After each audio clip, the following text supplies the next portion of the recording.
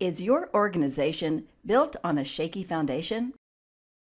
These days, external conditions are challenging for most organizations, and although the impact may be substantial, many of these conditions are outside of the organization's control. In addition to these external conditions, there's evidence that internal issues are degrading the foundations of even the strongest institutions. Evidence that inside organizations, employees aren't very committed and who show all the signs of being unfocused, which has a huge impact on results. There's evidence that workers and managers aren't even close to being in sync, and their interactions are a huge challenge to getting things done. So what specifically is causing all these issues and creating the shaky foundations in organizations? Well, here's some facts.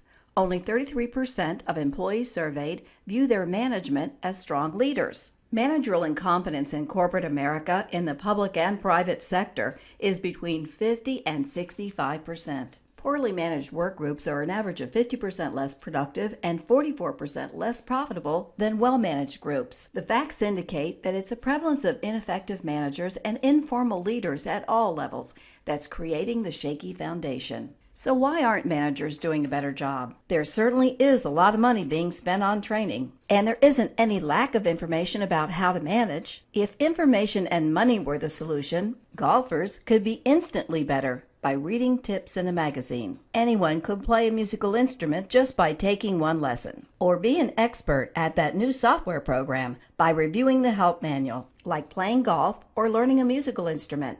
Management is about action. For performance to improve, managers and leaders must be developed over time. There is no quick fix. One-time seminars and workshops are like watching a movie. You either like it or you don't like it, and it stirs up some emotions. But then 3 days later, you forgot most of how you felt and much of what you saw. Although seminars may get you fired up temporarily, they don't translate into action and thus improvements in performance. In truth, real performance improvement doesn't happen by chance.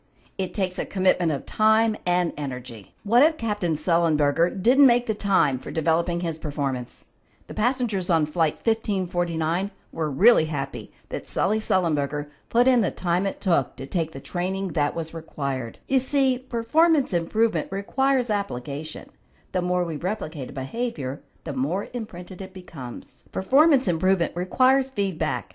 Feedback can increase the likelihood that participants will return to or persist in an activity and self-report higher interest in that activity. Performance improvement requires support. Employees in a supportive organizational climate are more likely to implement knowledge and skills acquired in training. Performance improvement requires a systematic approach over a period of time. At Toyota, legendary CEO Katsuaki Watanabe says to learn the Toyota way and become an effective manager, it takes 20 years. Fix the shaky foundation.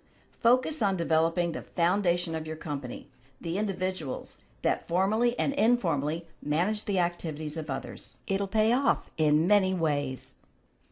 A strong foundation can weather any storm. Thanks for your time today.